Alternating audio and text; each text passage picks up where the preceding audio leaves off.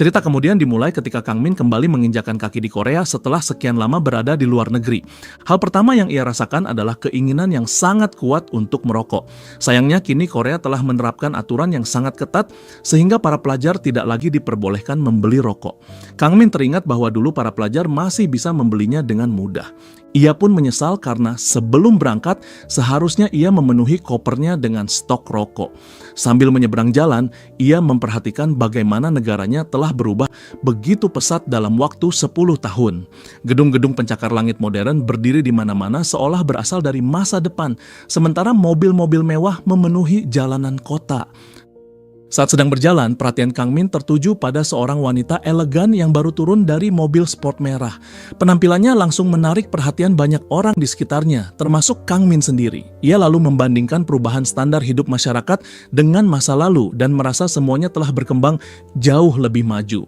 Orang-orang di sekitar juga tampak terpukau oleh penampilan wanita tersebut. Melihat pemandangan itu, Kang Min hanya bisa berpikir bahwa laki-laki memang tetaplah laki-laki. Namun tak lama kemudian matanya menangkap sesuatu yang lebih aneh lagi. Di sungai dekat sana mengapung seekor bebek karet raksasa yang ukurannya luar biasa besar hingga tampak seperti lambang kebanggaan nasional. Meski begitu banyak perubahan modern terjadi, bunga sakura yang bermekaran masih terlihat sama indahnya seperti dulu. Di dekat sana, seorang anak terkecil berlari dengan penuh semangat sambil memanggil ibunya agar melihat bebek raksasa yang mengapung di sungai. Keluarga itu berjalan bersama dengan wajah bahagia sambil membicarakan rencana makan malam mereka dan reservasi sup bebek. Kang Min hanya memandangi mereka dari kejauhan dengan ekspresi tenang namun sedikit sendu. Pemandangan sederhana itu membangkitkan kembali kenangan masa kecilnya. Dulu ia juga sering berjalan bersama kedua orang tuanya di bawah pohon sakura. Saat bunga-bunga sakura berguguran, Kang Min kecil mengira kelopak bunga itu adalah popcorn. Ayahnya kemudian mengangkatnya ke atas bahu sambil mengajak pergi ke bioskop untuk membeli popcorn sungguhan. Saat diminta memilih film yang ingin ditonton bersama keluarga, Kang Min kecil justru tanpa sengaja memilih film khusus orang dewasa, sehingga kedua orang tuanya langsung tertawa melihat kepolosannya. Kang Min kemudian kembali tersadar dari lamunannya. Ia berjalan sendirian di bawah hujan kelopak bunga sakura, sementara ekspresi wajahnya menunjukkan bahwa kenangan indah bersama keluarganya masih terus membekas di dalam hati. Saat ia terus melangkah, ponselnya tiba-tiba berbunyi. Sambil mengangkat telepon, Kang Min mengeluh bahwa bahkan untuk mengenang masa lalunya saja, ia tidak diberi waktu. Setelah itu ia mengatakan bahwa sekarang sudah saatnya mulai bekerja. Adegan pun berpindah ke sore hari ketika Kang Min tiba di sebuah supermarket yang berdiri di lokasi yang sangat sepi. Tempat itu terlihat begitu sunyi hingga terasa seperti tidak dihuni manusia. Kang Min masuk ke dalam sambil memanggil apakah ada orang di sana. Setelah tidak mendapat jawaban, ia berpikir bahwa mungkin sekarang adalah kesempatan yang tepat untuk merokok. Ketika sedang memilih rokok di rak, tiba-tiba terdengar suara seorang pria yang bertanya, apakah pelajar memang diperbolehkan merokok? Kang Min yang ketahuan sama sekali tidak panik. Dengan wajah datar, ia menjelaskan bahwa dirinya hanya sedang membeli sesuatu untuk ayahnya. Ia bahkan mengeluarkan sebuah kartu hitam dan meminta agar pembayaran dicatat menggunakan kartu milik ayahnya. Pria itu kemudian menjelaskan bahwa sebenarnya ia juga hanyalah seorang pelanggan. Kang Min segera meminta maaf atas kesalahpahaman tersebut. Ia mengatakan bahwa selama tinggal di luar negeri, dirinya terlalu sering menonton drama Korea, sehingga pria itu terlihat persis seperti penjaga toko dalam drama yang biasa ia tonton. Mendengar itu, pria tersebut mengatakan bahwa ia juga baru saja kembali dari luar negeri. Kang Min tersenyum dan menyebutnya sebagai sebuah kebetulan besar, sementara pria itu pun mengangguk setuju. Namun suasana santai itu berubah dalam sekejap. Kang Min mengatakan bahwa memang benar itu sebuah kebetulan, tetapi ternyata mereka bekerja di bidang yang sama. Setelah itu ia mengungkapkan bahwa dirinya menerima kontrak untuk membunuh pria tersebut. Baru saja kalimat itu selesai diucapkan, pria di depannya langsung mengayunkan pisau dan menyerang leher Kang Min. Sambil menyerang, pria itu bertanya apakah Kang Min adalah pembunuh bayaran yang datang dari luar negeri khusus untuk membunuhnya. Kang Min dengan mudah menghentikan serangan tersebut, lalu mengatakan bahwa pria itu memang cepat menyadari identitasnya sebagai pengkhianat organisasi. Ia menjelaskan bahwa pria itu telah membunuh banyak anggota organisasi lalu melarikan diri, dan dirinya datang ke Korea hanya untuk menghabisinya.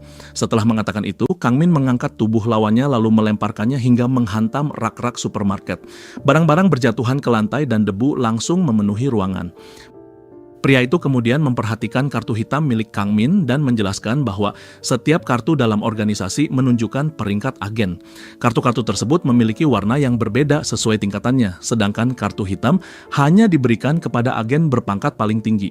Ia mengaku selama ini hanya pernah mendengar keberadaan kartu tersebut dan tidak pernah menyangka seorang pemuda seperti Kang Min bisa memilikinya. Mendengar pujian itu, Kang Min justru tersenyum tipis dan mengatakan bahwa dirinya merasa terhormat mendapat pengakuan dari seorang senior yang begitu berpengalaman. Setelah itu, pria tersebut bertanya di mana senjata Kang Min berada. Kang Min tampak sedikit bingung sebelum menjawab bahwa senjatanya disita oleh petugas keamanan bandara. Mendengar jawaban itu, pria tersebut benar-benar tidak percaya. Baginya sangat mustahil seorang agen peringkat hitam datang menjalankan misi tanpa membawa senjata. Pria itu kemudian mengingatkan dua aturan dasar organisasi. Aturan pertama adalah selalu membawa senjata kemanapun pergi, sedangkan aturan kedua adalah selalu melakukan serangan kejutan. Begitu selesai mengucapkannya, ia kembali menyerang Kang Min dengan sangat cepat. Pisau itu meluncur lurus menuju leher Kang Min. Namun tepat sebelum mengenai sasaran, Kang Min dengan santai menghentikannya hanya menggunakan satu tangan. Setelah berhasil menahan serangan tersebut, Kang Min bertanya, mengapa pria itu sampai berkhianat kepada organisasi. Menurutnya, agen berpengalaman seperti dirinya bisa menikmati begitu banyak keuntungan jika tetap setia. Pria itu hanya menjawab dengan satu kalimat yang terdengar aneh, yaitu bahwa dirinya merasa seperti hidup di dalam sebuah kaleng setiap hari. Setelah mengatakan itu, ia memindahkan pisaunya ke tangan yang lain, lalu kembali melancarkan serangan. Serangan berikutnya kembali diarahkan ke tubuh Kang Min, tetapi sekali lagi berhasil ditepis. Pada saat yang sama, sebuah kaleng yang terbuka jatuh ke lantai. Terlihat bahwa Kang Min ternyata menggunakan tutup kaleng itu untuk menangkis serangan lawannya. Sambil melihat benda tersebut, Kang Min mengatakan bahwa perumpamaan yang dipakai pria itu cukup bagus. Pria itu justru mengejek apakah Kang Min pernah mengikuti kelas menulis kreatif di pusat komunitas setempat. Setelah itu, ia terus menghujani Kang Min dengan rentetan serangan bertubi-tubi. Kang Min tetap berdiri tenang sambil menangkis setiap ayunan pisaunya. Di sela-sela pertarungan, pria itu mengungkapkan bahwa kehidupan di organisasi benar-benar seperti neraka. Semua orang hanya diperintah untuk mematuhi organisasi dan terus memburu target layaknya anjing hingga mati. Satu-satunya keinginannya hanyalah memperoleh kebebasan. Pertarungan mereka pun terus berlangsung sengit. Keduanya saling menyerang dan saling menangkis tanpa memberi kesempatan sedikit pun kepada lawannya. Hingga akhirnya mereka berdua bergerak maju secara bersamaan dan saling berpapasan dalam satu tebasan cepat. Sesaat kemudian darah terlihat menodai baju Kang Min. Ia berbalik sambil mengatakan bahwa kebebasan yang didapat pria itu pasti dibayar dengan sesuatu yang berharga. Kamera kemudian memperlihatkan darah yang menetes di atas tutup kaleng, serta luka di leher pria tersebut. Dengan napas berat, pria itu akhirnya mengaku bahwa semua yang ia lakukan hanyalah demi keluarganya. Ia lalu mulai menceritakan bahwa ketika organisasi mengetahui dirinya telah mengkhianati mereka, pria itu mengaku bahwa setelah organisasi mengetahui dirinya berkhianat, mereka langsung membunuh seluruh keluarganya. Mendengar itu, Kang Min menjelaskan bahwa organisasi memang selalu mencari identitas setiap keluarga para agen dan mengawasi mereka tanpa henti agar tidak ada yang berani membelot. Keluarga para agen sengaja dijadikan sandera, sehingga organisasi selalu memiliki cara untuk mengendalikan mereka. Setelah mengatakan hal itu, Kang Min menendang sebuah kardus hingga isinya pecah dan asap langsung memenuhi seluruh ruangan. Dalam kepulan asap itu, ia kembali mendekati lawannya lalu menjatuhkannya ke lantai. Sambil menatap pria tersebut, Kang Min mengatakan bahwa meskipun sekarang ia menyesal, semuanya sudah terlambat. Pria itu hanya menjawab bahwa kebebasan yang ia dapatkan harus dibayar dengan nyawa keluarganya, dan menurutnya harga itu tetap pantas untuk dibayar. Kang Min kemudian bertanya, apakah pria itu memang sudah tahu sejak awal bahwa keluarganya bisa menjadi korban, tetapi tetap memilih jalan tersebut. Ia masih tidak mengerti mengapa pria itu mengambil keputusan seperti itu. Sambil terbaring di lantai, pria tersebut mengatakan bahwa semua orang di organisasi selalu mengucapkan omong kosong yang sama. Setelah itu, ia mulai menceritakan alasan sebenarnya. Ia mengatakan bahwa ada sebuah toko yang hampir setiap hari ia kunjungi, dan ia sudah mengenal pemiliknya sejak lama. Suatu hari ia melihat pemilik toko itu tampak kelelahan hingga seperti akan pingsan. Karena khawatir, ia menyarankan agar pria itu menutup tokonya dan beristirahat. Namun sang pemilik hanya menjawab bahwa jika ia berhenti bekerja, keluarganya dan teman-temannya tidak akan memiliki makanan untuk dimakan. Pria itu melanjutkan bahwa pemilik toko tersebut adalah orang yang sangat baik. Ia bekerja siang dan malam demi istrinya yang sedang sakit serta anak-anaknya yang masih kecil. Seluruh hidupnya dihabiskan untuk berkorban demi keluarganya. Menurutnya, Pria itu adalah orang yang bodoh karena rela mengorbankan seluruh hidupnya seperti itu. Kang Min lalu bertanya apakah itu alasan dirinya membunuh pemilik toko tersebut. Pria itu menjawab bahwa ia justru telah membebaskan pemilik toko itu dari semua beban hidupnya. Baginya, melihat seseorang terus berkorban demi keluarga sambil berpura-pura bahagia adalah sesuatu yang sangat menyiksa. Menurutnya, keluarga hanyalah ikatan yang membuat seseorang terus terbelenggu. Setelah itu, ia balik bertanya kepada Kang Min apakah selama ini ia juga bekerja hanya demi melindungi keluarganya. Sesaat setelah mengucapkan pertanyaan itu, pria tersebut menghilang di tengah kepulan asap. Dari segala arah terdengar suaranya yang mengatakan bahwa Kang Min sampai sekarang masih hidup sebagai anjing pemburu milik organisasi. Sebagai senior, ia ingin memberikan satu nasihat, yaitu bahwa keluarga hanyalah sebuah kalung anjing yang mengikat seseorang. Kang Min tampak sedikit terkejut mendengar perkataan itu. Tiba-tiba seluruh rak di belakangnya roboh disusul sebuah ledakan besar. Di saat yang sama, pria itu muncul dari belakang sambil menggenggam pisau. Ia kembali mengatakan bahwa jika harus menghabiskan seluruh hidupnya dengan leher terikat oleh sebuah kalung, lebih baik ia memotong lehernya sendiri. Tepat ketika ia selesai mengucapkannya, ia hanya bisa berdiri memandang lurus ke depan. Pada saat berikutnya terlihat sebuah luka panjang telah membelah leher pria tersebut. Kang Min melihat sebuah pecahan kecil mata pisau pemotong dan mengatakan bahwa ukurannya memang sangat kecil. Rupanya dalam sekejap ia telah menggunakan pecahan cutter itu untuk menyayat leher lawannya dengan kecepatan yang bahkan tidak sempat disadari. Pria itu benar-benar tidak mengerti apa yang baru saja terjadi. Dengan napas yang mulai berat, ia bertanya, bagaimana Kang Min bisa melakukan hal tersebut? Kang Min menjawab dengan santai bahwa pria itu seharusnya memperhatikan senjatanya sendiri. Saat senjata kecil itu terlepas, Kang Min sudah lebih dulu menangkapnya. Ia lalu mengingatkan satu aturan lain dalam dunia pembunuh bayaran, yaitu jangan pernah melempar senjata secara sembarangan. Mendengar penjelasan itu, pria tersebut menjatuhkan kedua pisaunya ke lantai. Sambil memegangi leher yang terus mengeluarkan darah, ia batuk-batuk dan tidak percaya bahwa dirinya akan mati hanya karena serpihan kecil cutter. Ia kemudian bertanya apakah sejak awal Kang Min sebenarnya hanya mempermainkannya. Kang Min membantah hal itu. Ia mengatakan bahwa dirinya hanya ingin memastikan apakah ada alasan lain.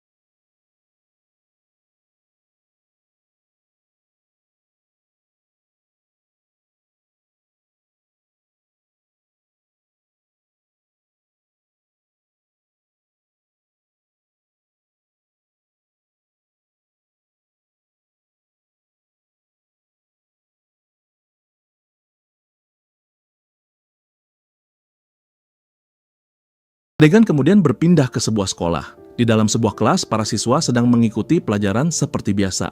Seorang siswi tampak melamun sambil menatap keluar jendela. Tidak lama kemudian, perhatian seluruh kelas tertuju ke pintu ketika seseorang datang. Guru yang sedang mengajar juga ikut melihat ke arah yang sama. Orang yang baru datang ternyata adalah Kang Min. Dengan santai ia masuk ke dalam kelas dan langsung berkata kepada seluruh siswa bahwa dirinya belum memiliki kartu identitas orang dewasa, lalu bertanya apakah ada yang bersedia memberinya sebatang rokok. Setelah itu cerita kembali mundur ke 1 bulan sebelumnya. 1 bulan sebelumnya tuh Kang Min sedang menjalankan sebuah misi di kediaman seorang anggota distrik bernama Manuel Santos. Sambil memegang pistol dengan tenang, Kang Min mengatakan bahwa ia tidak menyangka sebuah rumah pribadi memiliki pengamanan seketat itu. Di sekelilingnya berdiri banyak penjaga yang semuanya sudah mengarahkan senjata ke arahnya. Kang Min lalu menatap sang perwakilan dan memintanya mati dengan tenang. Anggota distrik itu segera mengatakan bahwa ia akan melakukan apapun asalkan istri dan anaknya dibebaskan terlebih dahulu. Terlihat istri istri serta anak kecilnya berada dalam jangkauan senjata Kang Min. Anak itu memeluk ibunya sambil mengaku ketakutan, sedangkan sang ibu berusaha menenangkannya. Sang ayah kembali memohon agar mereka dilepaskan, karena keluarganya tidak ada hubungannya dengan masalah ini. Kang Min langsung menyetujui permintaan tersebut tanpa ragu. Ia membiarkan istri dan anak itu pergi sambil menjelaskan bahwa selama tidak ada yang menyerangnya lebih dulu, ia tidak akan pernah melukai siapapun selain targetnya.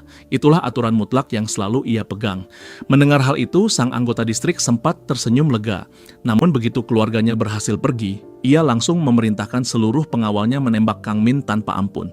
Ia mengejek Kang Min karena mengira seorang pembunuh bayaran ternyata masih memiliki rasa belas kasihan. Bahkan menurutnya, Kang Min bukanlah pembunuh profesional yang benar-benar hebat. Ia mengaku sempat mengira Kang Min berasal dari Batala, organisasi pembunuh yang sangat ditakuti. Cerita kemudian memperlihatkan Hotel Kasino Batala, sebuah tempat yang dari luar tampak seperti kasino mewah untuk para tamu kaya dan perjudian dengan taruhan tinggi. Namun di balik kasino itu terdapat sebuah meja khusus yang digunakan untuk menerima kontrak pembunuhan. Seorang pria duduk di depan meja tersebut sambil mengatakan bahwa menerima kontrak pembunuhan secara terang-terangan menunjukkan tingkat kepercayaan diri yang luar biasa. Seorang wanita yang bekerja di kasino itu menjelaskan bahwa bisnis mereka bahkan tidak bisa disentuh oleh pemerintah. Pria tersebut mengatakan bahwa reputasi kasino sebagai tempat dengan pembunuh bayaran terbaik ternyata memang bukan sekadar rumor. Wanita itu membenarkannya lalu mengatakan bahwa mereka mampu menghabisi target apapun. Setelah itu, ia mengeluarkan beberapa kartu dan meminta pria tersebut memilih salah satunya karena setiap kartu mewakili peringkat pembunuh bayaran yang berbeda. Pria itu tanpa ragu memilih kartu As-Sekop. Wanita tersebut mengatakan bahwa pilihan itu sangat tepat, tetapi biaya komisinya juga sangat mahal. Pria itu menjawab bahwa uang bukan masalah. Yang terpenting, pekerjaan tersebut harus segera diselesaikan. Ia juga menegaskan satu syarat, yaitu tidak boleh ada korban selain target utama. Pada saat yang sama, diperlihatkan kembali Kang Min yang telah menghabisi seluruh anak buah anggota distrik tersebut. Dengan santai, ia menyalakan sebatang rokok sambil mengatakan bahwa sejak awal ia sudah memperingatkan mereka. Selama tidak ada yang menyerangnya lebih dulu, ia tidak akan menyentuh siapapun selain targetnya. Namun karena mereka memilih menyerangnya lebih dahulu, semua akibat itu menjadi tanggung jawab mereka sendiri. Meski begitu, Kang Min tetap membiarkan istri dan anak sang anggota distrik pergi tanpa terluka. Sebelum meninggalkan tempat itu, ia meminta maaf kepada wanita tersebut atas kematian suaminya dan mengatakan bahwa suatu hari nanti ia sendiri akan membayar harga atas semua dosa yang telah ia lakukan. Cerita kembali ke masa sekarang, tepat di hari pertama Kang Min masuk ke sekolah sebagai murid pindahan. Begitu memasuki kelas, ia langsung meminta sebatang rokok dengan gaya santai.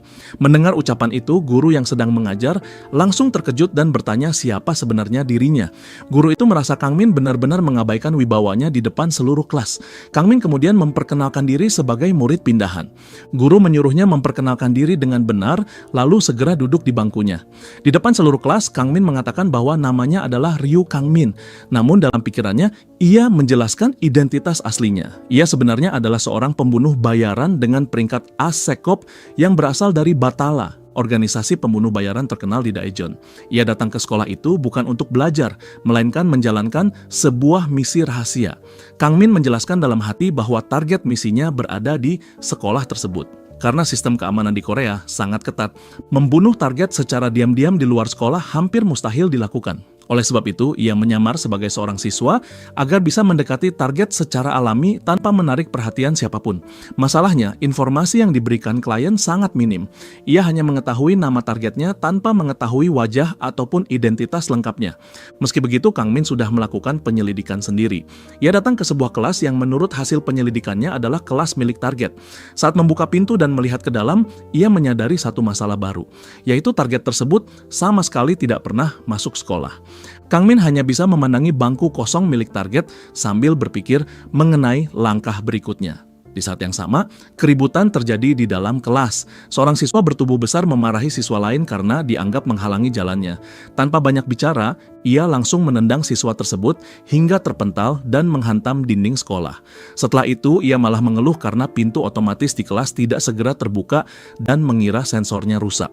Di tengah suasana itu, seorang siswi yang sejak tadi memperhatikan Kang Min akhirnya mendekatinya.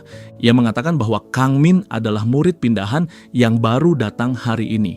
Saat melihat Kang Min berdiri sendirian, gadis itu bertanya mengapa ia sendirian. Kang Min menjawab bahwa dirinya belum memiliki teman. Dalam hati, ia mulai berpikir bahwa mungkin sudah saatnya menjalankan rencana cadangan. Tak lama kemudian, terlihat Kang Min sedang merokok bersama beberapa teman sekelasnya. Ia mengembuskan asap rokok sambil tertawa lepas, membuat teman-teman di sekitarnya memuji caranya merokok yang terlihat sangat santai. Seorang siswi bahkan mengatakan bahwa Kang Min cukup menarik. Saat itu salah seorang siswa bertanya, apakah benar Kang Min berasal dari Daejeon? Kang Min membenarkannya. Siswa bertubuh besar tadi kemudian bertanya, apakah Kang Min mengenal Lee Seung-won, sosok yang dikenal sebagai orang paling berpengaruh di Daejeon. Mendengar nama itu, Kang Min sadar bahwa inilah kesempatan untuk membangun citra dirinya. Ia langsung mengaku sangat mengenal Lee Seung-won. Bahkan ia mengatakan bahwa sebelum dirinya pindah sekolah, Lee Seung-won mengajaknya minum alkohol sampai mabuk berat. Dalam hati Kang Min mengatakan bahwa sekarang saatnya membangun reputasinya. Ia terus mengarang cerita dengan mengatakan bahwa malam itu Lee Seung-won sampai kehilangan kendali karena terlalu mabuk dan bahkan menghancurkan mesin karaoke. Mendengar cerita itu, siswi tadi mulai yakin bahwa Kang Min bukan orang biasa.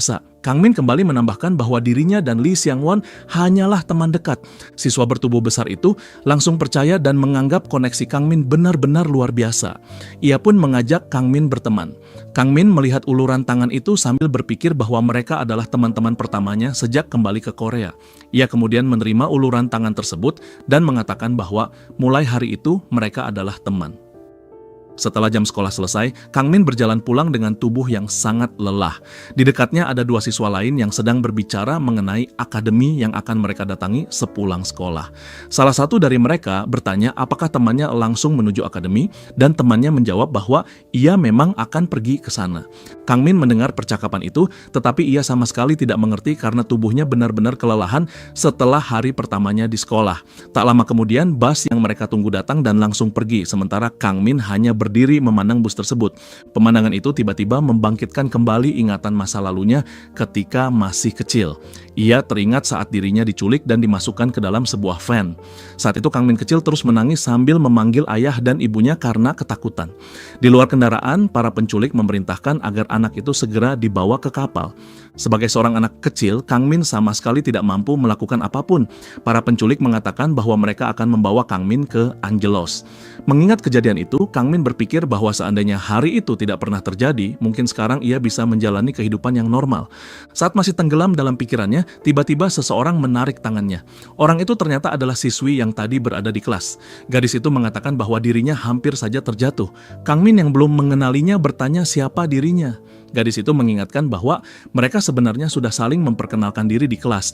Ia memperkenalkan namanya sebagai Hayen, lalu bertanya, apakah Kang Min sedang dalam perjalanan pulang? Kang Min mengangguk dan mengatakan bahwa ia memang hendak pulang karena hari pertama sekolah membuatnya sangat lelah. Hayen kemudian mengatakan bahwa jika begitu, mungkin Kang Min ingin bersantai sejenak. Kang Min bingung dan bertanya apa maksud perkataannya. Beberapa saat kemudian mereka sudah berada di sebuah kamar. Kang Min memperhatikan lampu ruangan itu dan mengatakan bahwa pencahayaannya terasa sangat nyaman. Ia lalu menekan kasur yang ada di sana dan memuji betapa empuknya tempat tidur tersebut. Hayen kemudian menunjukkan berbagai fasilitas di dalam kamar. Ia mengatakan bahwa Kang Min bisa menonton televisi, bermain game di PES5, atau menikmati berbagai makanan lezat yang tersedia. Setelah itu Hayen bertanya apa yang paling ingin dilakukan Kang Min lebih dulu. Namun keadaan berubah secara tiba-tiba. Saat Kang Min masih berada di dalam kamar, Hayen langsung naik ke atas tubuhnya. Di saat yang sama, tiga temannya muncul dari belakang sambil memotret dan merekam kejadian tersebut. Mereka tertawa terbahak-bahak melihat ekspresi Kang Min. Salah seorang dari mereka bahkan mengejek bahwa Kang Min pasti belum pernah menyentuh seorang perempuan seumur hidupnya. Mereka terus mengolok-oloknya sambil bertanya apakah ia sampai ketakutan. Hayen ikut tertawa lalu bertanya kepada teman-temannya bagaimana aktingnya barusan. Kang Min yang benar-benar terkejut bertanya mengapa mereka melakukan semua itu kepadanya. Saat itulah siswa bertubuh besar tadi masuk ke dalam ruangan. Ia balik bertanya, mengapa justru Kang Min yang bertanya seperti itu? Ucapan tersebut membuat Kang Min teringat kembali percakapan mereka di sekolah ketika siswa itu bertanya apakah ia mengenal Lee Seung-won. Saat itu Kang Min dengan percaya diri mengaku sebagai teman dekatnya dan mengatakan bahwa mereka pernah minum bersama. Kini siswa bertubuh besar itu mengungkapkan fakta sebenarnya. Lee Seung-won sama sekali tidak pernah minum alkohol karena sejak kecil ia menderita penyakit hati. Ia bahkan sudah menelepon langsung Lee Seung-won untuk memastikan semuanya. Jawaban yang diterimanya sangat jelas, yaitu Lee Seung-won sama sekali tidak mengenal Kang Min. Kebohongan Kang Min pun langsung terbongkar. Kang Min berdiri dari tempat tidur sambil berusaha mencari alasan, tetapi Hayan hanya menertawakannya. Ia mengatakan bahwa Kang Min pasti ingin memulai kehidupan baru di sekolah dengan berpura-pura menjadi orang hebat. Seorang siswa berambut kuning ikut mengejek dan mengatakan bahwa kebohongan Kang Min sudah benar-benar terbongkar. Menurutnya, tanda pertama yang mencurigakan adalah ketika Kang Min langsung mencari rokok di hari pertama masuk kelas. Kang Min masih berusaha menjelaskan bahwa sebenarnya ada alasan di balik semua itu. Namun sebelum sempat menyelesaikan kalimatnya, siswa berambut kuning langsung menampar wajahnya. Ia mengatakan bahwa sekarang semuanya sudah terlambat dan tidak ada gunanya lagi mendengar alasan apapun. Mereka menuduh Kang Min telah membohongi mereka semua. Setelah itu, mereka memutuskan untuk mulai merundung Kang Min. Siswa berambut kuning mengatakan bahwa mulai sekarang, setiap jam istirahat Kang Min akan dijadikan pintu otomatis kelas mereka. Hayan menyuruh semua orang melanjutkan permainan yang sudah mereka mulai. Siswa berambut kuning kemudian mencengkeram kerah baju Kang Min, merobek semua kancing bajunya hingga terbuka, lalu merobek seragamnya sambil berteriak bahwa mereka ingin melihat tubuh Kang Min. Tiba-tiba siswa berambut kuning yang sejak tadi paling agresif langsung terdiam. Teman bertubuh besar yang berdiri di belakangnya bertanya apa yang sebenarnya terjadi. Saat itu wajah siswa berambut kuning sudah dipenuhi ketakutan. Ia terus menggumam bahwa hal seperti ini seharusnya tidak mungkin terjadi. Sementara itu, Kang Min tetap berdiri dengan tenang. Dalam hati, ia mengingat kembali alasan dirinya menerima misi ini. Awalnya, ia sama sekali tidak ingin mengambil kontrak tersebut karena informasi mengenai target nyaris tidak ada. Ia hanya diberi sebuah nama dan diperintahkan menghabisi siapapun yang memiliki nama itu. Namun organisasi menjanjikan kebebasan penuh jika misi tersebut berhasil, sehingga ia akhirnya menerimanya. Sementara Kang Min tenggelam dalam pikirannya, seluruh siswa di ruangan itu terpaku melihat tubuhnya. Mereka tidak percaya dengan bekas luka yang memenuhi badannya. Salah seorang dari mereka bahkan bertanya, apakah Kang Min masih manusia atau sebenarnya seekor monster? Pemimpin para pembuli juga memandangi tubuh Kang Min dengan ekspresi tidak percaya sambil bertanya apa yang sebenarnya telah terjadi pada tubuhnya. Kang Min hanya membalas dengan senyum tipis yang terlihat menyeramkan. Ia kemudian mengingatkan aturan yang selalu ia pegang, yaitu dirinya tidak akan melukai siapapun selain targetnya selama orang tersebut tidak menyerangnya lebih dahulu. Setelah mendekati siswa berambut kuning, Kang Min mengangkat tangannya dan mengatakan bahwa aturan itu adalah prinsip yang tidak pernah ia langgar. Ia lalu menyuruh siswa itu bersiap. Detik berikutnya, sebuah tamparan mendarat di wajah siswa berambut kuning. Hanya dengan satu tamparan, tubuh siswa itu langsung terpental hingga menghantam lantai. Bentuk wajahnya berubah, beberapa giginya patah, dan darah langsung mengalir dari mulutnya. Hayan beserta teman-temannya membeku melihat kekuatan tamparan tersebut. Darah bahkan sampai memercik ke sekeliling mereka. Setelah itu Kang Min justru mengeluh bahwa ternyata mengendalikan kekuatannya jauh lebih sulit daripada yang ia bayangkan. Ia kemudian bertanya siapa lagi yang ingin maju. Sambil mengenakan kembali kemejanya yang robek, ia meminta mereka melanjutkan apa yang tadi sudah mereka mulai. Ingatan Kang Min kemudian kembali ke masa kecilnya saat pertama kali diculik. Ia dibawa ke sebuah pulau pribadi milik organisasi bernama Pat Halas. Di sana Kang Min sedang menjalani latihan yang sangat kejam. Tubuhnya dirantai di dasar laut sambil dipaksa menahan napas selama mungkin. Dari pengeras suara terdengar hitungan waktu yang mengatakan bahwa 7 menit telah berlalu dan hanya tersisa 3 menit lagi. Disertai ejekan apakah ia ingin menjadi makanan hiu. Paru-paru Kang Min kecil sudah mencapai batasnya dan ia hampir mengembuskan napas. Beberapa saat kemudian suara itu kembali terdengar mengumumkan bahwa 8 menit telah berlalu dan waktunya hampir habis. Mengenang latihan tersebut, Kang Min membandingkan kehidupan di Korea Selatan yang damai dengan neraka tempat ia dibesarkan.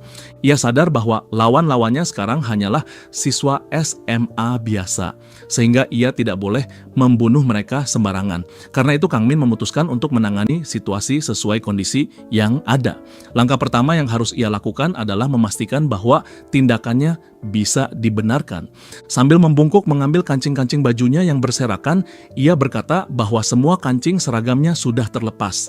Dalam hati ia menegaskan bahwa kejadian ini tidak bisa dianggap sebagai penyerangan sepihak tanpa alasan. Menurutnya perkelahian ini sudah berlangsung atas kesepakatan kedua belah pihak. Ia juga mengeluhkan bahwa seragam tersebut baru saja dibelinya.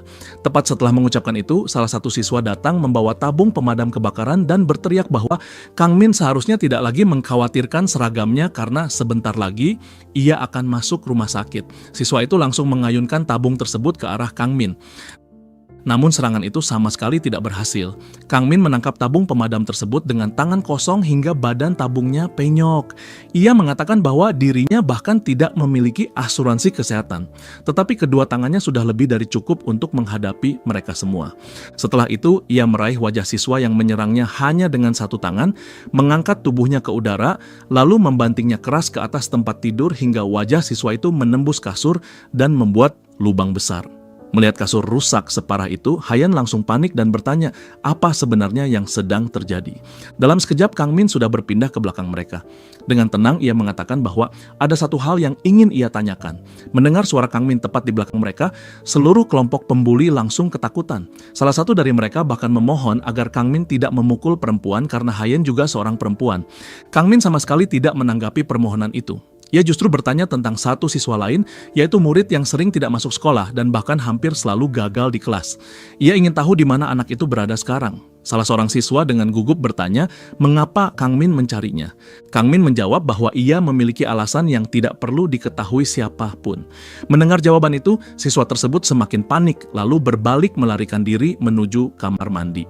Setelah mengunci pintu dari dalam, ia berteriak bahwa meskipun memberitahu lokasi siswa itu, Kang Min pasti tetap akan membunuhnya. Kang Min perlahan membuka pintu kamar mandi sambil mengatakan bahwa ia benar-benar tidak berniat membunuhnya. Ia menyuruh siswa itu keluar dengan tenang dan terus memanggilnya. Namun begitu Kang Min masuk, siswa tersebut tiba-tiba melilitkan pipa kamar mandi ke leher Kang Min sambil tertawa. Ia mengatakan bahwa pura-pura ketakutan tadi hanyalah akting. Bahkan ia mengaku bercita-cita memenangkan penghargaan aktor pendukung terbaik karena kemampuan aktingnya. Kang Min sama sekali tidak terpengaruh. Dengan kekuatan tangannya sendiri, ia langsung mematahkan pipa yang melilit lehernya. Melihat itu, wajah siswa tersebut langsung pucat. Ia masih sempat mengatakan bahwa dirinya memang pandai berpura-pura, tetapi kini rasa takutnya benar-benar nyata. Tanpa memberi kesempatan lagi, Kang Min melompat dan melayangkan tendangan yang sangat kuat. Tendangan itu menghantam siswa tersebut hingga seluruh kamar mandi hancur berantakan. Keran-keran patah dan berbagai fasilitas rusak akibat benturan. Setelah mengalahkannya, Kang Min berpikir bahwa rasa takut harus ditanamkan sedalam mungkin ke dalam naluri lawan. Ia ingin membuat mereka mengalami ketakutan yang tidak akan pernah mereka lupakan. Melihat semua itu, Hayan langsung berteriak ketakutan sambil menarik pemimpin kelompok pembuli agar segera kabur. Ia bahkan menghitung bahwa jika mereka menggunakan skuter listrik, mereka bisa melaju sekitar 4,31 meter per detik untuk menjauh dari tempat itu. Namun Kang Min mengatakan bahwa mereka tidak perlu melarikan diri sejauh itu. Mereka hanya perlu menjawab pertanyaannya. Hayan terus berteriak bahwa orang gila itu sudah datang. Sementara itu, pemimpin kelompok pembuli berjalan menuju pintu sambil menggenggam gagangnya. Ia mulai menceritakan masa lalunya. Dulu ia merupakan salah satu pemain muda berbakat yang menjadi kandidat juara dalam pertandingan seleksi tim nasional junior. Hadiah besar, popularitas, dan masa depan yang gemilang sudah hampir berada dalam genggamannya. Namun semua itu hancur karena dalam kemarahannya ia pernah hampir menghancurkan kepala lawannya. Kini ia mengatakan bahwa ia akan melakukan hal yang sama kepada Kang Min. Kang Min hanya berdiri diam tanpa mengucapkan sepatah kata pun. Pemimpin pembuli itu kemudian mengatakan bahwa sudah lama ia tidak bertarung melawan seseorang yang benar-benar kuat. Ia mengajak Kang Min bertarung sampai salah satu dari mereka benar-benar tumbang. Sementara itu, di ruangan sebelah terdengar suara benturan dan teriakan yang semakin lama semakin keras, seolah seseorang sedang merasakan kesakitan luar biasa. Di kamar sebelah, seorang pria yang sedang bersama kekasihnya mendengar semua suara tersebut dan bertanya-tanya apa yang sebenarnya sedang terjadi di balik dinding. Sang wanita juga mengatakan bahwa suara itu memang berasal dari kamar sebelah. Namun tak lama kemudian ia menggoda pasangannya dan bertanya, apakah pria itu hanya akan terus mendengarkan suara dari kamar sebelah. Dengan wajah memerah, ia mengisyaratkan bahwa ada hal lain yang seharusnya mereka lakukan. Mendengar itu, pria tersebut langsung bersemangat dan mengatakan bahwa ia akan membuat suara yang lebih keras daripada suara dari balik dinding. Ia pun menyatakan bahwa mulai sekarang, mereka juga akan menjadi jauh lebih bersemangat hingga suara mereka terdengar memenuhi ruangan. Sama seperti yang baru saja dikatakan pria di kamar sebelah, tembok itu benar-benar hancur. Tubuh pemimpin pembuli terpental akibat pukulan Kang Min hingga menembus dinding dan masuk ke ruangan sebelah. Pria yang berada di kamar itu hanya bisa terpaku sambil berkata bahwa semuanya sudah selesai. Keringat dingin langsung membasahi tubuhnya. Sementara itu, pemimpin pembuli sudah terkapar tak sadarkan diri dengan tangan, kaki, dan leher yang kaku akibat pukulan tadi. Kang Min hanya merapikan rambutnya sambil berkata bahwa kualitas konstruksi bangunan zaman sekarang memang sangat bermasalah. Dalam hati ia menjelaskan bahwa cara paling efektif untuk menghancurkan sebuah kelompok adalah menjatuhkan pemimpinnya terlebih dahulu. Begitu pemimpin tumbang, koordinasi seluruh anggota kelompok akan langsung berantakan. Hayan yang sejak tadi menyaksikan semuanya benar-benar diliputi rasa takut. Ia berlari menuju pintu dan berusaha membukanya. Tetapi gagangnya sudah rusak sehingga pintu tidak bisa dibuka lagi. Tepat saat ia panik, Kang Min tiba-tiba sudah berdiri di belakangnya dan bertanya apa yang sebenarnya sedang ia lakukan. Dalam hati, Kang Min mengatakan bahwa langkah terakhir dari semuanya adalah belas kasihan. Ia lalu membuka pintu dengan mudah sambil menjelaskan bahwa pintu itu harus didorong, bukan ditarik. Hayan langsung terjatuh sambil menangis dan memohon maaf. Ia mengatakan bahwa dirinya bersedia melakukan apa saja asalkan tidak dipukul. Kang Min kemudian berpikir bahwa ketika rasa takut seseorang mencapai puncaknya, saat itulah tangan pertolongan harus diulurkan. Dengan begitu lawan akan menjadi patuh karena pengaruh emosional. Kang Min kemudian mengusap kepala Hayan dan mengatakan bahwa sebenarnya ia sama sekali tidak berniat menyakitinya. Ia hanya ingin meminta satu bantuan. Hayan yang masih gemetar bertanya bantuan apa yang dimaksud. Kang Min mengatakan bahwa dari semua orang yang ada di sana, hanya Hayan yang bisa membantunya. Dan ia yakin Hayan pasti akan melakukannya. Dengan penuh ketakutan, Hayan langsung mengangguk setuju. Dalam hati Kang Min menjelaskan bahwa jika emosi lawan berhasil dikendalikan, mereka akan menjadi sangat patuh. Setelah itu ia kembali menanyakan tentang siswa yang sebelumnya ia cari, yaitu murid yang hampir tidak pernah masuk sekolah. Hayan hanya bisa berpikir dalam hati mengenai pria seperti apa sebenarnya Kang Min ini. Adegan kemudian berpindah ke sebuah ruangan bawah tanah yang dipenuhi berbagai barang. Di sana terlihat sebuah ponsel yang sedang membuka akun perdagangan dan memperlihatkan jumlah uang yang terus bertambah. Seorang pria dengan senang mengatakan bahwa penghasilan mereka meningkat sangat besar. Bahkan, hanya satu video saja sudah menghasilkan uang lebih banyak daripada seluruh pendapatan mereka tahun lalu. Temannya yang sedang memegang sepotong daging ikut memuji hasil tersebut sambil mengatakan bahwa berkat video itu mereka bisa menikmati makanan seenak ini. Bos mereka terus memeriksa ponselnya dan menjelaskan bahwa jumlah unduhan video meningkat sangat drastis. Lalu lintas situs mereka hampir 2 kali lipat dan semuanya terjadi berkat video tersebut. Sambil makan, ia bahkan merasa heran karena ternyata banyak orang rela membayar hanya untuk menonton video seseorang yang dipermalukan hingga tempat tidurnya rusak. Menurutnya, video itulah yang membuat mereka menghasilkan banyak uang dari tempat persembunyian mereka. Salah satu anak buahnya kemudian mengingatkan bahwa semakin tinggi lalu lintas situs mereka, polisi pasti akan mulai melacak keberadaan mereka. Ia menyarankan agar mereka segera pindah tempat. Namun sang bos sama sekali tidak khawatir. Ia menjelaskan bahwa video tersebut diperoleh melalui Telegram, servernya berada di luar negeri, dan lokasi persembunyian mereka juga mustahil ditemukan polisi. Bahkan menurutnya, bukan hanya polisi, seorang direktur FBI sekalipun tidak akan mampu menemukan tempat itu. Saat mereka masih berbicara, tiba-tiba terdengar suara ketukan di pintu. Semua orang langsung memandang ke arah pintu ketika seseorang mulai membukanya. Sang bos kemudian menyuruh salah satu anak buahnya melihat siapa yang datang. Anak buah itu berjalan menuju pintu dan bertanya, siapa orang yang berada di luar? Seorang pemuda bernama Yongshu kemudian melangkah masuk dengan tatapan dingin sambil bertanya, apakah benar tempat itu digunakan untuk menyebarkan video? Sang bos memperhatikan Yongshu dan merasa pemuda itu sama sekali tidak terlihat seperti polisi. Anak buah lainnya bertanya Yongshu berasal dari kelompok mana, apakah dari geng Sinjal atau geng Hak? Yongshu sama sekali tidak menjawab pertanyaan itu. Ia hanya memasukkan tangannya ke dalam jaket lalu memerintahkan mereka menyerahkan video tersebut. Seorang pria bertubuh gemuk langsung maju sambil memaki dan mengejek Yongshu. Ia mengatakan bahwa Yongshu sebaiknya menundukkan kepala karena sebentar lagi pasti akan ketakutan. Teman-temannya bahkan menertawakan Yongshu sambil berkata bahwa sebentar lagi kantor mereka akan dipenuhi bau pesing. Namun pada detik berikutnya, suasana berubah total. Darah tiba-tiba menyembur kemana-mana. Salah satu pria langsung tewas ditembak oleh Yongshu. Pria lainnya gemetar ketakutan ketika menyadari telinganya robek akibat peluru yang melintas. Sebelum sempat bereaksi, laras pistol Yongshu sudah mengarah tepat ke wajahnya. Yongshu langsung menarik pelatuk dan pria itu pun roboh tak bernyawa. Kini 2 orang sudah mati. Salah satu anggota yang tersisa baru menyadari bahwa pistol di tangan Yongshu adalah senjata api sungguhan, sesuatu yang sangat langka di Korea karena penggunaan senjata benar-benar dilarang. Yongshu kembali memperingatkan mereka agar segera menyerahkan video tersebut. Namun sang bos tetap bersikeras bahwa pistol itu pasti hanya mainan dan memerintahkan anak buahnya menyerang Yongshu.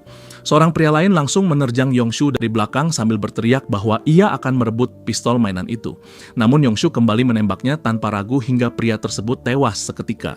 Untuk ketiga kalinya, Yongshu meminta mereka menyerahkan video itu sambil menjelaskan bahwa meskipun daya tembak pistolnya tidak terlalu besar, senjata itu tetaplah pistol sungguhan.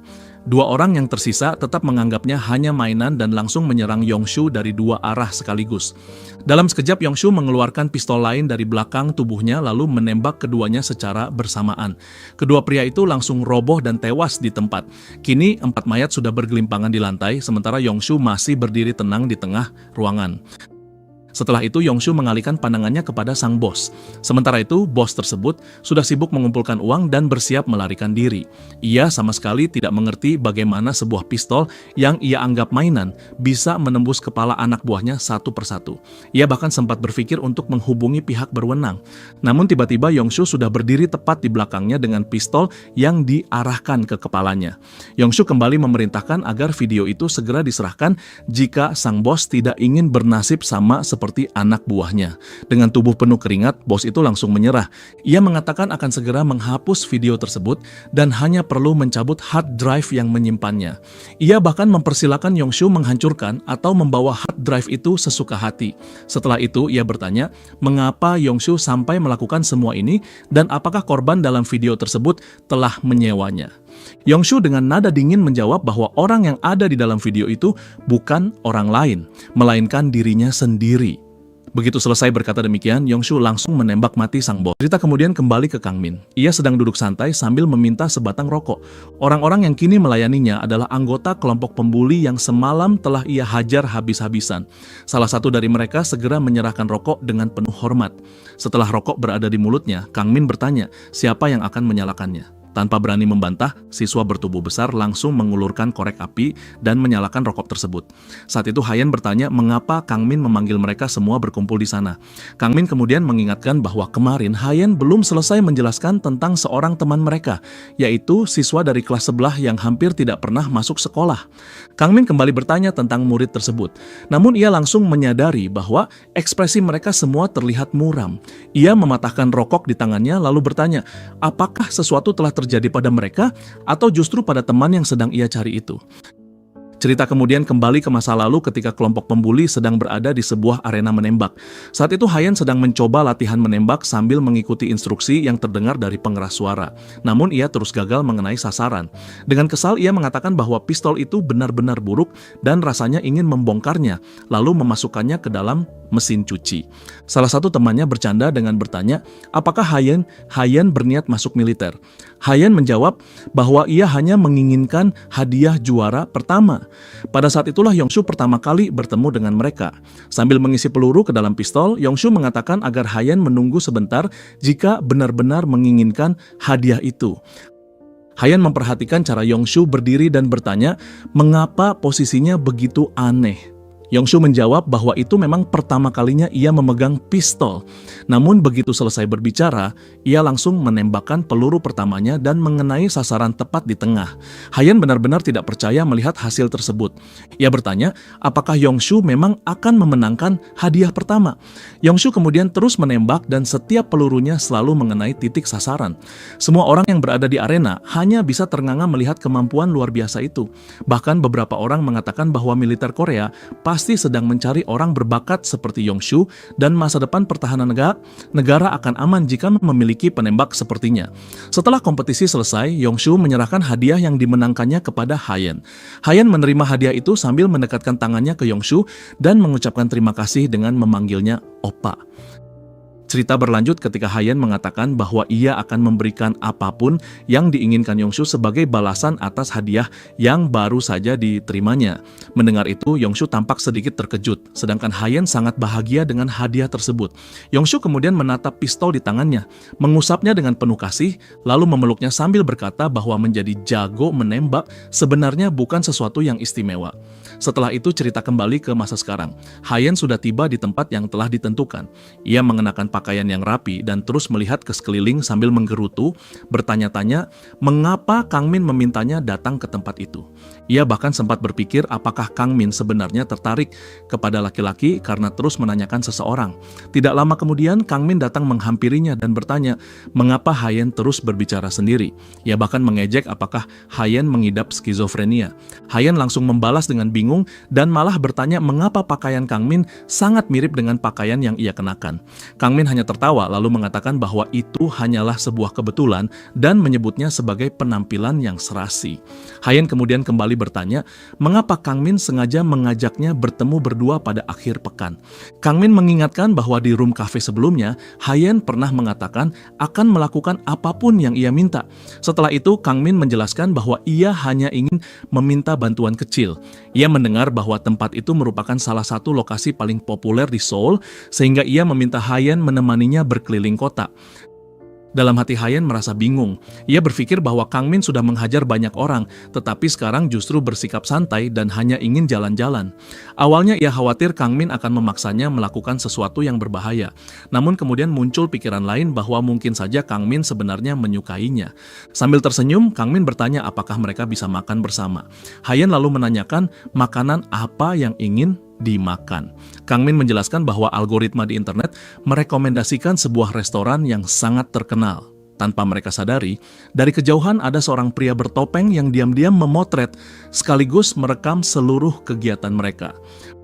Beberapa saat kemudian mereka tiba di restoran tersebut. Hayen langsung terkejut karena Kang Min memesan sekitar 80 hidangan sekaligus. Ia sampai bertanya, apakah mereka datang untuk makan seperti raja dan bangsawan. Setelah itu Hayen menebak bahwa Kang Min pasti belum pernah berkencan dengan perempuan sebelumnya karena menurutnya pilihan restoran dan cara memesan makanannya benar-benar buruk. Kang Min meminta maaf lalu mengaku dengan jujur bahwa sepanjang hidupnya ia belum pernah memiliki teman yang benar-benar tulus. Karena itulah ia sama sekali tidak tahu bagaimana cara memilih makanan ketika pergi bersama seseorang. Mendengar pengakuan itu, tatapan Hayen terhadap Kang Min mulai berubah menjadi lebih lembut. Meski sempat mengatakan bahwa Kang Min sangat menyebalkan, Hayen tetap menyuruhnya segera makan. Ia juga mengatakan bahwa dirinya sedang menjalani diet sehingga heran mengapa Kang Min memilih tempat seperti itu. Sementara itu Kang Min sama sekali tidak malu. Ia terus menyantap semua hidangan dengan lahap. Ketika Hayen melihat betapa nikmatnya Kang Min makan, ia bertanya apakah makanannya memang seenak itu. Kang Min langsung mengangguk dan mengatakan bahwa semuanya sangat lezat, terutama ikan goreng yang menurutnya luar biasa enak. Selama mereka makan, pria bertopeng tadi masih terus mengawasi dari luar sambil merekam setiap aktivitas mereka. Saat makan bersama, Kang Min melihat ada sesuatu yang menempel di sudut mulut Hayen. Tanpa berpikir panjang, ia langsung mengusapnya. Setelah selesai makan, mereka melanjutkan perjalanan mengelilingi Seoul dan mencoba berbagai tempat wisata. Di salah satu tempat, mereka melihat seekor domba yang mengeluarkan suara dengan cara yang sangat unik. Kang Min merasa suara domba itu sangat aneh. Namun tiba-tiba domba tersebut meludahi wajahnya. Hayen mengatakan bahwa domba itu sebenarnya sangat jinak dan bertanya apa yang sedang dilakukan Kang Min hingga diperlakukan seperti itu. Kang Min kesal dan mengatakan bahwa domba itu memiliki sikap yang buruk. Beberapa saat kemudian, domba tersebut malah mulai menggigit rambut Kang Min hingga membuatnya berteriak keras. Melihat reaksi itu, Hayen langsung tertawa terbahak-bahak. Di kejauhan, pria bertopeng tadi masih terus mengambil foto dan merekam mereka. Perjalanan mereka berlanjut ke tempat lain. Saat melihat sebuah instalasi, Kang Min berkata bahwa seperti yang ia duga, seni modern memang memiliki makna yang sangat dalam. Hayen langsung membantah dan menjelaskan bahwa benda yang dilihat Kang Min bukan karya seni, melainkan hanya area toilet umum. Ia mengatakan bahwa itu sama sekali bukan instalasi seni. Namun Kang Min tetap berbicara serius dan mengatakan bahwa dirinya bisa merasakan luapan emosi dari tempat tersebut, bahkan membandingkannya dengan toilet yang sedang disiram. Ia kemudian bertanya nama pameran itu. Hayan menjawab bahwa acara tersebut sebenarnya hanyalah Expo Produk Kamar Mandi 2026. Setelah itu mereka kembali berjalan ke lokasi lain. Kali ini Hayan terus memaksa Kang Min mengambil foto dirinya. Kang Min mulai mengeluh sambil bertanya sampai kapan ia harus terus memotret. Hayan menjawab bahwa semuanya akan berhenti jika dirinya sudah puas. Saat melihat layar ponsel Hayan, Kang Min mengatakan bahwa memori ponselnya sudah penuh. Hayan langsung bercanda dan berkata bahwa meskipun ponselnya memiliki penyimpanan 1024 terabyte, tetap saja akan penuh karena ia menyimpan terlalu banyak foto. Menurutnya, wajahnya adalah harta nasional yang harus diabadikan untuk sejarah. Mendengar itu, Kang Min hanya tersenyum lalu mengatakan bahwa berkat Hayan, hari itu menjadi perjalanan yang sangat menyenangkan. Hayan juga mengaku senang mendengar ucapan tersebut. Menjelang pulang, Kang Min mengatakan bahwa berpisah sekarang terasa sedikit disayangkan. Sebelum mengakhiri hari itu, ia mengajak Hayan memainkan permainan menembak di sebuah arena. Saat melihat arena tersebut, Hayan langsung terdiam karena teringat masa lalu ketika Yongshu memenangkan hadiah untuknya di tempat yang hampir sama. Wajahnya mendadak kosong karena kenangan itu kembali muncul. Penjaga arena menjelaskan bahwa peserta hanya perlu mengenai sasaran 1 kali dari 10 tembakan untuk mendapatkan hadiah berupa boneka. Mendengar aturan itu, Kang Min mengatakan bahwa tantangan tersebut terdengar sangat mudah. Penjaga arena kemudian berkata bahwa boneka itu akan menjadi hadiah yang sempurna untuk pacar Kang Min.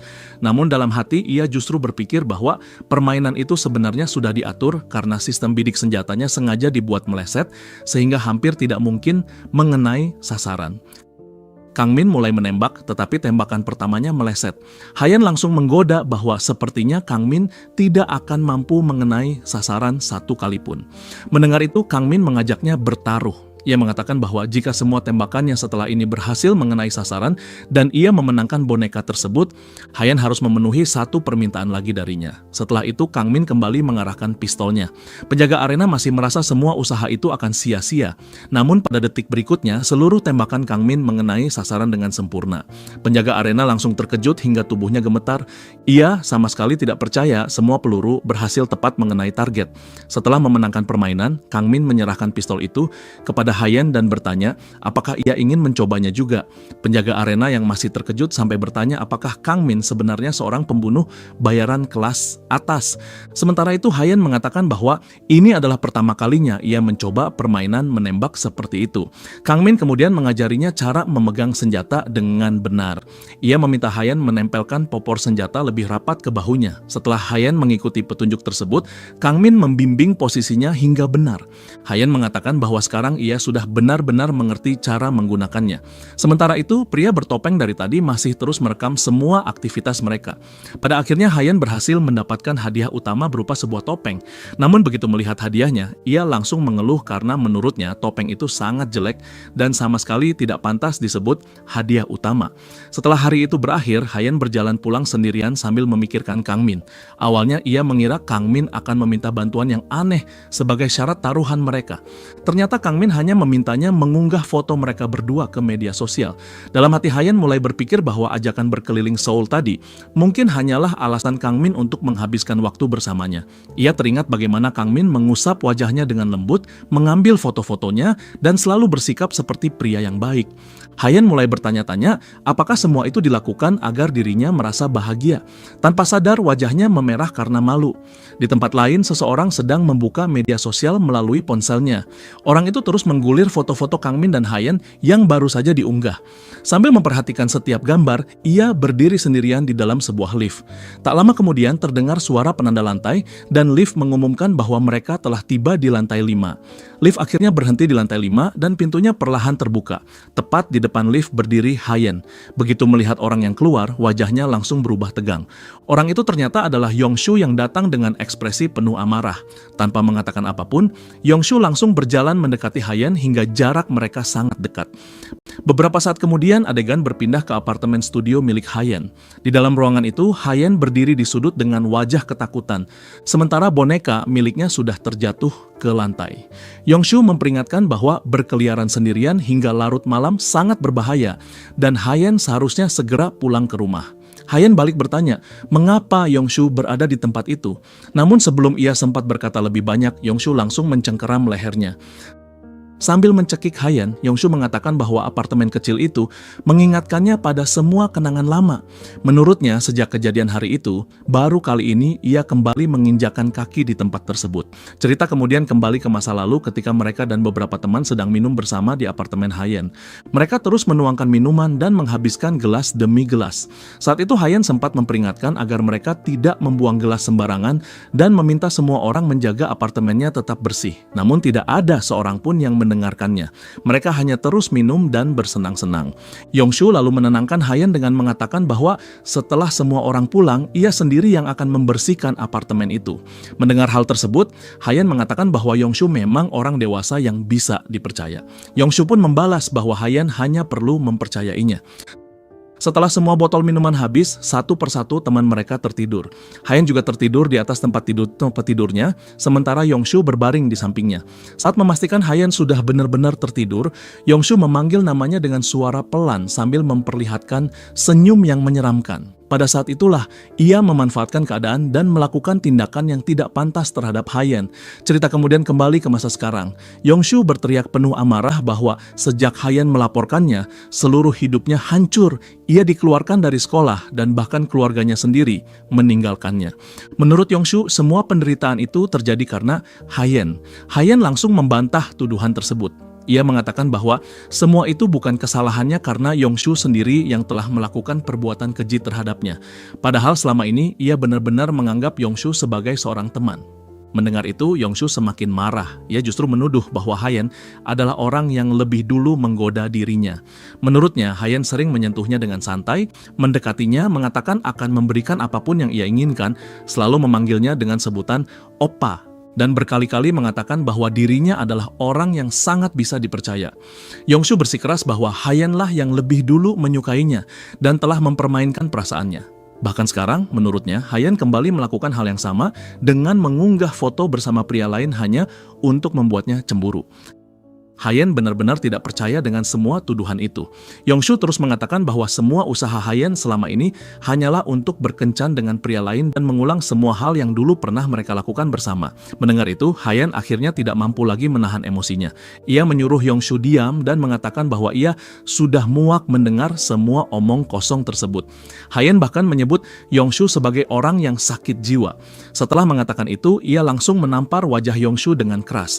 Ia kemudian menyuruh Yongshu pulang dan berobat ke rumah sakit jiwa sambil mengatakan bahwa pria itu benar-benar sudah kehilangan akal. Namun setelah menerima tamparan tersebut, Yongshu justru menggerakkan tangannya ke belakang lalu menembak boneka yang berada di dekat Hayen. Suara tembakan itu membuat Hayen langsung terkejut. Yongshu kemudian mengatakan bahwa sejak hari mereka berpisah, ia terus mempersiapkan diri untuk saat seperti ini. Ia merekam dirinya sendiri, berlatih berbagai hal dan sekarang akhirnya ia bisa memperlihatkan semua hasil latihannya kepada Hayen. Saat suasana masih tegang, tiba-tiba seseorang datang dari belakang dan menutup wajah Hayen. Hayen menggunakan sebuah sapu tangan.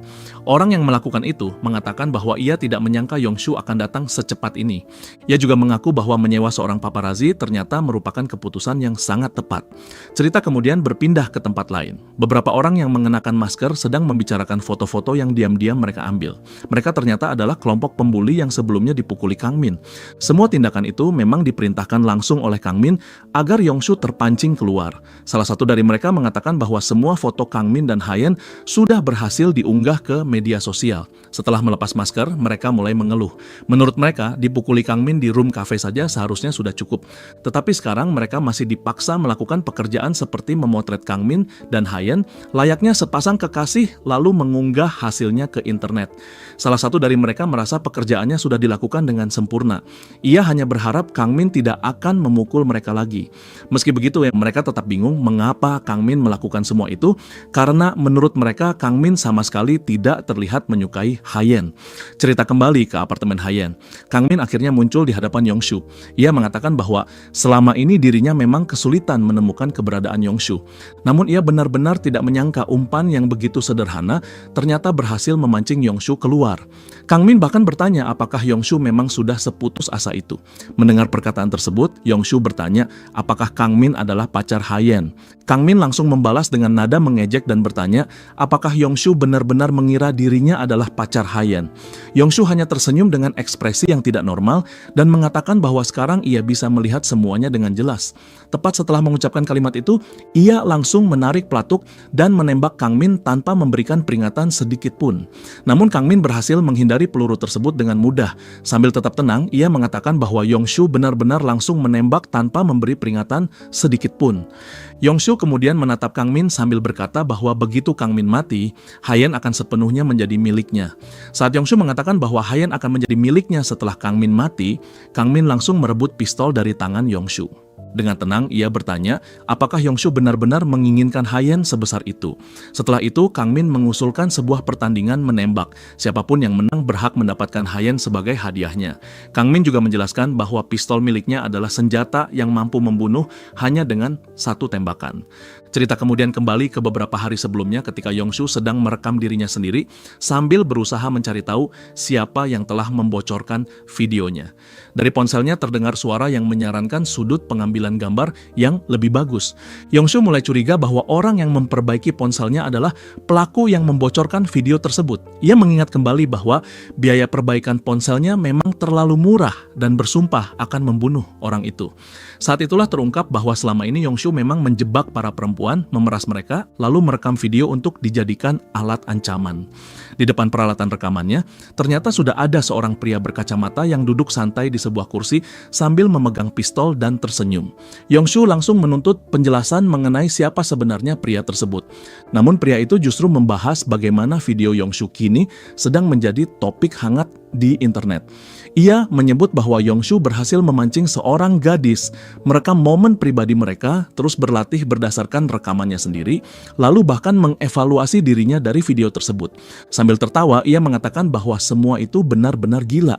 Menurutnya, dengan kemampuan dan kebiasaan seperti itu, Yongshu merupakan mesin pembuat kontroversi yang luar biasa. Meski begitu, Yongshu tetap memaksa pria tersebut menjawab pertanyaannya. Pria berkacamata itu akhirnya memperkenalkan dirinya sebagai anggota organisasi bernama Network. Pria tersebut menjelaskan bahwa Network adalah organisasi yang menghasilkan keuntungan dengan menciptakan berbagai konten provokatif untuk masyarakat. Tugasnya adalah merekrut orang-orang berbakat seperti Yongshu yang memiliki potensi besar menciptakan kontroversi sosial. Ia mengaku sangat terkesan dengan semua tindakan Yongshu dan menawarkan agar Yongshu bergabung dengan organisasi mereka. Cerita kemudian kembali ke masa sekarang. Yongshu mengarahkan pistol ke kepalanya sendiri sambil menantang Kang Min agar segera menembak. Ia terus mengejek Kang Min dengan mengatakan bahwa Kang Min pasti takut menarik pelatuk. Tanpa banyak bicara, Kang Min benar-benar menembakkan pistolnya. Yongshu langsung terpental ke belakang dan jatuh ke lantai sambil menjerit kesakitan serta berteriak meminta tolong. Melihat reaksi tersebut, Kang Min justru kebingungan. Ia memperhatikan pistol itu lalu berkata bahwa situasinya benar-benar aneh. Menurutnya, mengapa pistol yang seharusnya berisi peluru sungguhan justru menembakkan peluru karet? Ia bahkan memperhatikan tulisan pada kemasan peluru dan bertanya-tanya apakah ternyata semua itu memang bukan peluru asli. Yongshu kemudian menjelaskan bahwa tentu saja tidak ada yang akan mengirim peluru tajam secara bebas, sehingga hal itu sebenarnya cukup memalukan. Setelah mengatakan itu, Yongshu mengeluarkan pistol lain yang benar-benar asli lalu langsung menembaki Kang Min. Kang Min sudah menduga hal tersebut akan terjadi sehingga ia kembali menghindari tembakan itu dengan mudah. Yongshu terus melepaskan tembakan berulang kali, tetapi Kang Min tetap berhasil menghindarinya. Yongshu menjelaskan bahwa pistol itu bukan mainan yang boleh dimainkan anak-anak.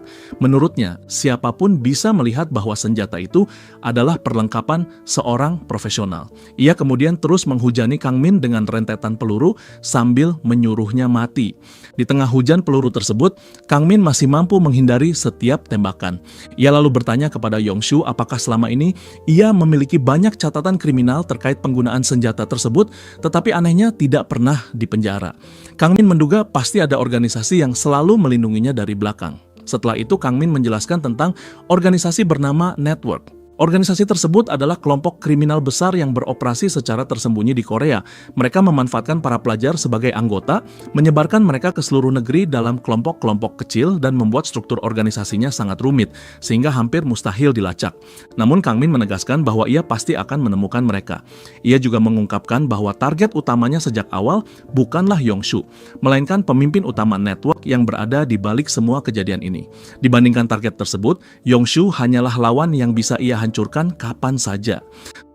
Setelah mengatakan itu, Kang Min mengarahkan pistolnya ke wajah Yong-soo lalu berkali-kali menembakkan peluru karet tepat ke mukanya. Yong-soo hanya bisa berteriak kesakitan sementara wajahnya terus dihantam tembakan demi tembakan hingga akhirnya ia terjatuh ke belakang. Televisi di dalam ruangan ikut hancur dan seluruh apartemen berubah menjadi berantakan. Kang Min kemudian bertanya, apakah Yong-soo masih ingin melanjutkan semuanya? Namun Yong-soo justru berusaha membela diri. Ia mengaku dirinya bukan orang jahat. Ia kembali mengungkit masa lalu dan bersikeras bahwa Hayen yang lebih dulu menggoda dirinya. Menurutnya, Hayen pernah mengatakan bahwa menembak dengan pistol terlihat keren. Namun setelah semua itu, Hayen malah memblokir dirinya. Yong-soo bahkan menganggap dirinya hanyalah korban yang dikhianati oleh cinta. Meski begitu, Yong-soo kembali berdiri. Ia mengarahkan kedua pistolnya ke arah Kang Min dan Hayen sambil menangis. Dengan suara bergetar, ia mengatakan bahwa dirinya benar-benar mencintai Hayen sepenuh hati, mencintainya dengan seluruh hidup dan bahkan secara gila-gilaan. Ia mengatakan bahwa semua yang dimilikinya diberikan untuk Hayen. Namun kini ia menyesal karena sudah mencintai Hayen terlalu dalam. Ia bersumpah bahwa jika hari itu tidak bisa memiliki Hayen, maka ia juga tidak akan membiarkan Hayen menjadi milik orang lain. Sambil menangis dan tubuhnya terus gemetar, Yong-soo mengatakan bahwa mereka akan bertemu lagi di kehidupan berikutnya dan menikah di sana. Setelah itu ia langsung menembakkan kedua pistolnya secara membabi buta ke segala arah. Peluru terus berhamburan, kaca-kaca pecah, lampu hancur dan suara tembakan memenuhi seluruh ruangan hingga magasin kedua pistolnya benar-benar kosong. Setelah berhenti menembak, Yong-soo memandang ke depan dengan mata membelalak. Ia tidak percaya karena Kang Min dan Hayen masih selamat. Kang Min kemudian mengatakan bahwa tirai buatan Korea memang sangat kuat hingga mampu menahan peluru. Rupanya selama tembakan berlangsung, Kang Min telah menggunakan tirai tersebut untuk melindungi Hayen. Setelah itu Kang Min mengeluarkan pistol miliknya sendiri dan memperkenalkannya sebagai Glock M79 kaliber 919 mm Parabellum. Ia mengatakan bahwa mulai sekarang semua peluru yang akan keluar dari senjata itu adalah peluru sungguhan. Mendengar hal tersebut, Yong-soo langsung panik. Ia memohon agar Kang Min tidak menembaknya sambil bertanya apakah Kang Min benar-benar akan menarik pelatuk. Tanpa menunggu jawaban, Yong-soo langsung melarikan diri keluar menuju jalan raya. Yong-soo terus berlari sejauh mungkin sambil sesekali menoleh ke belakang untuk memastikan Kang Min tidak mengejarnya. Namun saat itu Kang Min justru menggunakan ponselnya untuk menampilkan video memalukan Yong-soo di seluruh layar billboard besar di sekitar jalan. Orang-orang yang berada di sana langsung melihat video tersebut dan mulai menertawakannya. Mereka bahkan mengejek ukuran tubuh Yong-soo dalam video itu. Yong-soo yang sangat malu langsung berteriak bahwa semua ejekan itu tidak benar. Tepat di saat itulah Kang Min sudah berdiri di hadapannya. Yong-soo langsung menuduh bahwa Kang Min adalah orang yang melakukan semua itu. Ia kembali mencoba melarikan diri, tetapi pada saat bersamaan lampu lalu lintas berubah menjadi merah. Karena panik, Yong-soo berlari ke jalan tanpa memperhatikan keadaan dan akhirnya tertabrak sebuah truk hingga tewas di tempat. Orang-orang di sekitar segera berkumpul mengerumuni lokasi kecelakaan tersebut. Sementara itu, kembali ke apartemen, pria berkacamata dari organisasi network datang dan mengatakan bahwa ia akan membereskan semua kekacauan yang tersisa. Sambil memegang selembar kain, ia mengatakan kepada Hayen bahwa ia harus mengutak-atik ingatannya dan meminta maaf atas hal tersebut. Pada adegan berikutnya, pria berkacamata itu sudah berdiri berhadapan dengan Kang